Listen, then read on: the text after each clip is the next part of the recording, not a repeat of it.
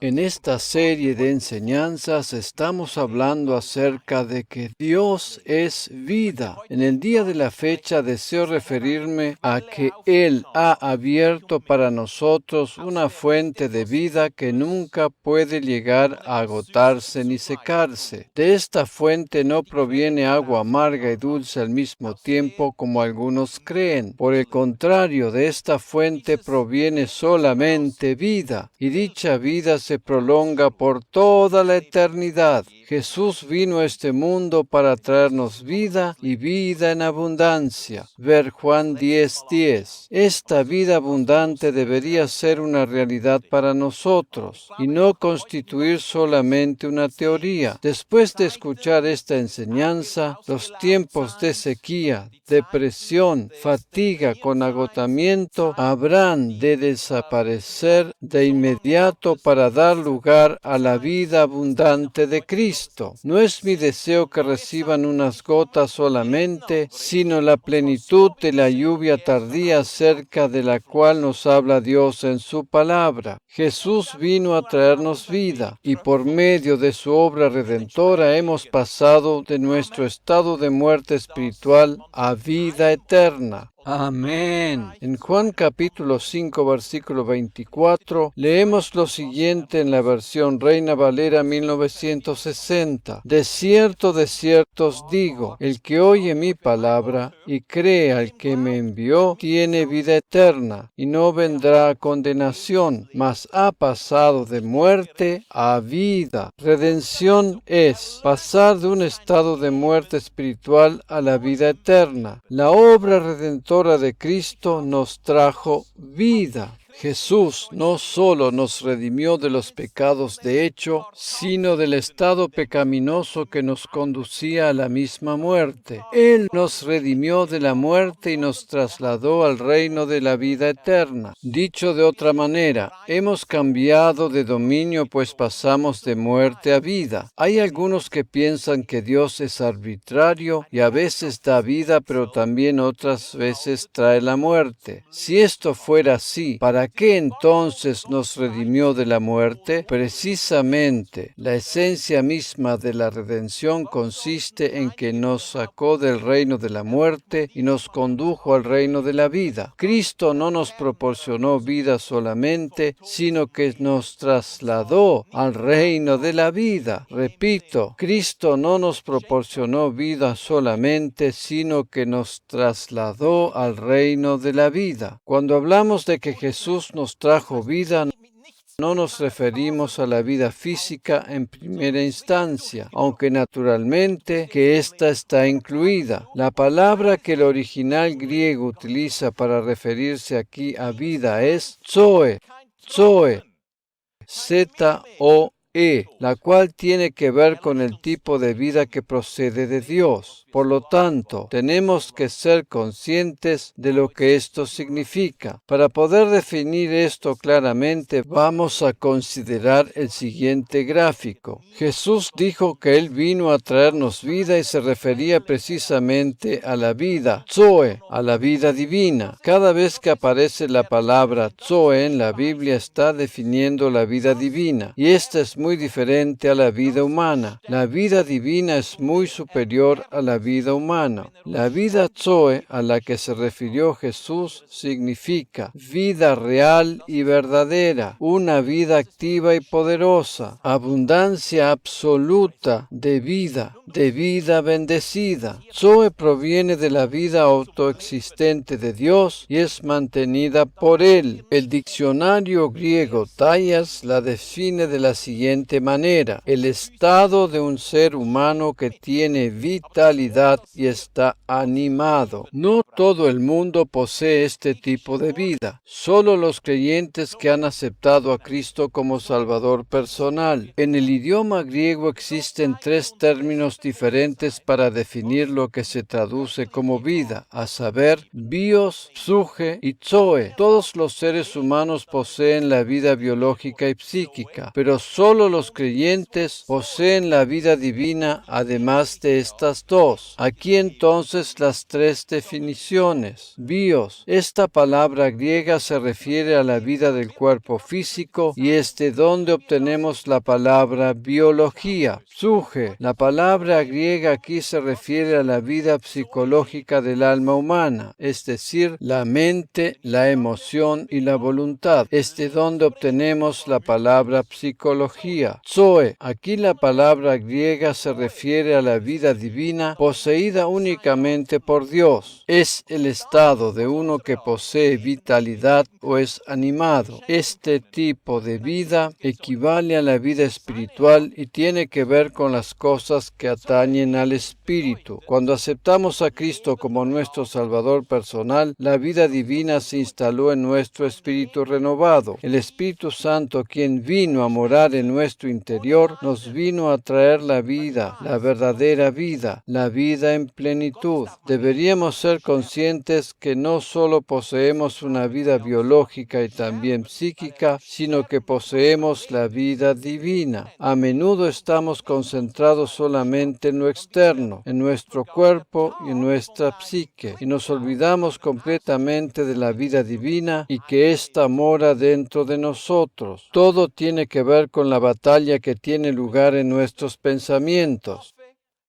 Si no tenemos el conocimiento y la revelación de esta verdad, no podemos tener fe. Esa es la razón por la cual muchos creyentes viven en la oscuridad, debido a que no tienen la revelación de la luz del Evangelio de la gracia. Cuando recibimos esta revelación, somos conscientes que tenemos la vida divina y ésta se extiende por toda la eternidad. Esto es precisamente lo que Jesús le ofreció a la mujer que encontró junto al pozo de Jacob. En Juan capítulo 4, versículo 14, leemos en la versión Biblia de las Américas: pero el que beba del agua que yo le daré no tendrá sed jamás, sino que el agua que yo le daré se convertirá en él en una fuente de agua que brota para vida eterna. La vida divina, Zoe, es una fuente de agua que brota en nuestro interior, la cual nunca jamás habrá de agotarse. Dios es vida, por lo tanto, esta fuente de vida jamás habrá de secarse. Cuando somos conscientes de la vida de Dios, perdemos el temor a la muerte. Es más, la muerte física es solo el paso de una vida hacia otra vida mejor. Si el Señor retarda su regreso y en vez de experimentar el arrebatamiento, morimos físicamente, lo haremos sin dolor y sin sufrimiento, porque la vida de Dios está presente también en ese momento. Deberíamos perder el temor a la muerte, porque como creyentes en Cristo, nuestra vida se prolonga por toda la eternidad en su misma presencia. Cristo venció al poder de la muerte en la cruz y nos dio vida divina. En Hebreos capítulo 2, versículos 14 y 15 leemos: así que, por cuanto los hijos participan de carne y sangre, él igualmente participó también de lo mismo, para anular mediante la muerte el poder de aquel que tenía el poder de la muerte, es decir,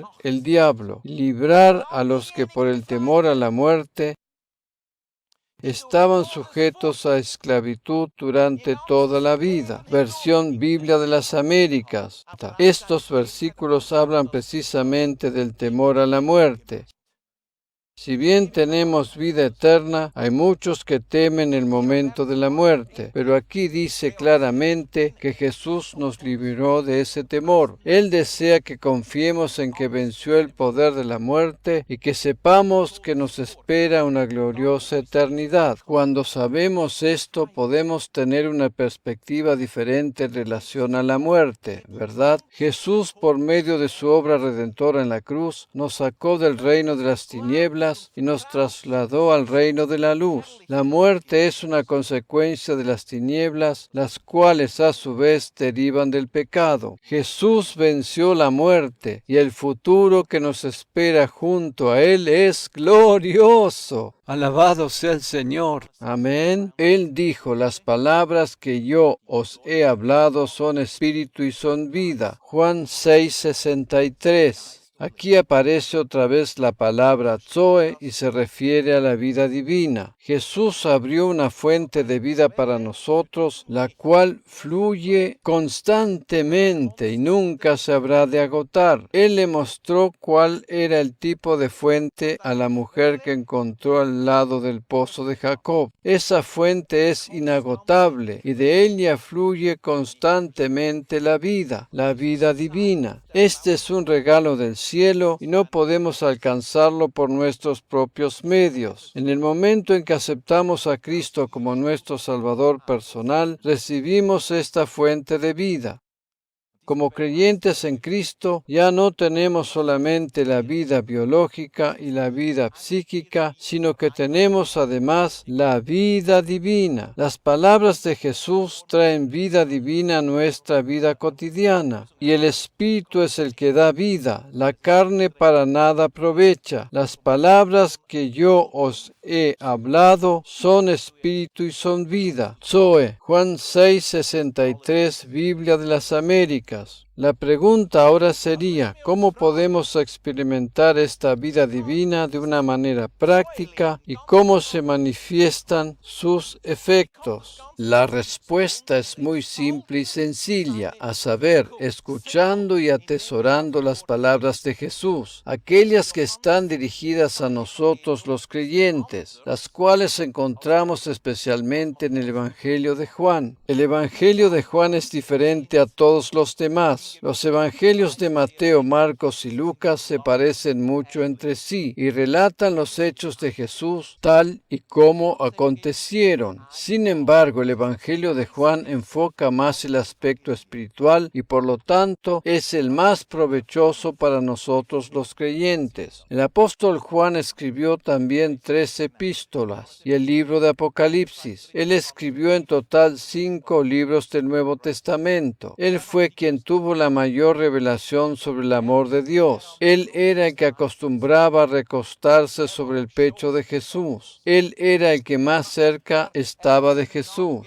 Él se denominaba a sí mismo como el discípulo a quien amaba Jesús. Naturalmente que Jesús no amaba más a Juan que a todos los demás, sino que él era quien había recibido mayor revelación del amor divino. El Evangelio de Juan tiene una especial importancia para nosotros. A veces es denominado también como el Evangelio de la vida. El apóstol Juan tenía la particularidad de escribir las palabras que dijo Jesús de una manera muy especial y distinta a los demás. Por lo tanto, hay determinadas palabras de Jesús que solo las encontramos en el Evangelio de Juan. Este es un Evangelio lleno de espíritu y de vida. De allí, pues, siempre que haya que aconsejar acerca de la mejor manera de comenzar a leer la Biblia, se comienza por el Evangelio de Juan. Vamos a considerar ahora algunos ejemplos de las palabras de Jesús escritas en este Evangelio, las cuales aportan vida divina en nuestra vida cotidiana. En Juan capítulo 2, versículos 1 al 4, leemos en la versión Biblia de las Américas. Al tercer día se celebró una boda en Caná de Galilea, y estaba allí la madre de Jesús. Y también Jesús fue invitado con sus discípulos a la boda. Cuando se acabó el vino, la madre de Jesús le dijo: «No tienen vino». Y Jesús le dijo: «Mujer, ¿qué nos va a ti y a mí en esto? Todavía no ha llegado mi hora». Biblia de las Américas. En la nueva traducción de Ginebra en alemán, el versículo 4 está formulado de la siguiente manera: Jesús le respondió: «Es asunto tuyo, querida mujer, decirme lo que tengo que hacer. Mi tiempo aún no ha llegado». Jesús dice esto porque que no era su responsabilidad proveer de vino a todos los invitados a la fiesta. Teniendo en cuenta que habíamos dicho que las palabras de Jesús en el Evangelio de Juan estaban cargadas de vida divina, tú te puedes preguntar ahora, ¿esto que dice aquí también tiene que ver con la vida divina? La respuesta es afirmativa, ya que debemos entender lo que Él nos quiere decir a nosotros con estas palabras. Con esto, Él nos dice lo siguiente: tú no tienes por qué cargar con responsabilidades y problemas que no te pertenecen.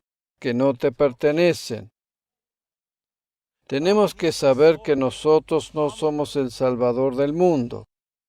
Nosotros no somos el Salvador del mundo. Por lo tanto, no podemos solucionar todos los problemas de los demás. A menudo hay personas que esperan que nosotros las salvemos del problema o la situación donde están metidas. Pero esa no es nuestra responsabilidad. Naturalmente que podemos tratar de ayudar en la medida de lo posible, ya sea con consejos o cualquier otro tipo de ayuda. Pero no por eso nos tenemos que constituir en salvadores. Saber eso quita un gran peso de nuestras espaldas. Nosotros no somos los salvadores del mundo y no podemos solucionar las cosas terribles que ocurren con él. Hay muchísimas cosas que suceden y que no están en el ámbito de nuestra responsabilidad directa. Sin embargo, muchos de nosotros nos cargamos con un peso sin necesidad de tener que haberlo hecho. Cada persona debe tratar de confiar en Jesús por sí misma y no depender de otras personas. Repito, naturalmente que deseamos ayudar donde podamos, ya sea en el aspecto financiero, material o de cualquier otra manera que nos sea posible. Pero una cosa es ayudar y la otra es cargarnos con un peso innecesario. Nosotros no podemos cargar las preocupaciones y la ansiedad de otras personas porque hay uno solo que lo puede hacer y es Dios. Él es quien dijo que echemos toda preocupación y ansiedad sobre sus espaldas. Podemos ayudar en la medida que nos es posible, pero nuestra ayuda tiene un límite, pues no somos los salvadores del mundo. Jesús desea que disfrutemos de la vida. Después de haber dado esta respuesta a María, su madre, Jesús hizo el milagro de la conversión del agua en vino. Pero justamente aquí, lo importante para nosotros es entender que no somos los salvadores, y es Jesús el único que puede hacer milagros. La palabra de Dios está tan cargada de espíritu y de vida que tenemos que aprender a leer entre líneas la profundidad de lo que Él quiere decirnos a nosotros, especialmente aquellos pasajes como este, que son sumamente conocidos. Los podemos tomar solamente de manera literal o interpretar la profundidad de los diferentes niveles espirituales. ¿No es relajante saber que no somos nosotros los encargados de llevar las cargas de la humanidad? No tenemos incluso que intentar solucionar nuestros propios problemas por nosotros mismos, sino que podemos permitir que Dios lo haga. Él tiene siempre la mejor solución. Aquellos que trabajan en la conserjería pastoral tienen que oír constantemente todo lo que la gente les cuenta, que en general son solamente problemas y cosas negativas mayormente basadas en sus propios pecados. Si el consejero no tiene en cuenta que Él no es el Salvador, comienza a alimentarse con todas esas cosas negativas. Pero ningún ser humano tiene por qué cargar con los pecados, errores y fallos de los demás. Para eso hubo uno que se ofreció en holocausto por los pecados de la humanidad. Por lo tanto, el consejero debe señalar siempre hacia Jesús como la única solución de todos los problemas. De otra manera, las cargas y pecados de los demás habrán de ir carcomiendo su alma. Jesús fue el sacrificio por el pecado. Nosotros, como seres humanos, no podemos cargar con los pecados de los demás. Por lo tanto, señalemos hacia Cristo como la única solución y disfrutemos la vida plena que Dios nos otorgó. Amén.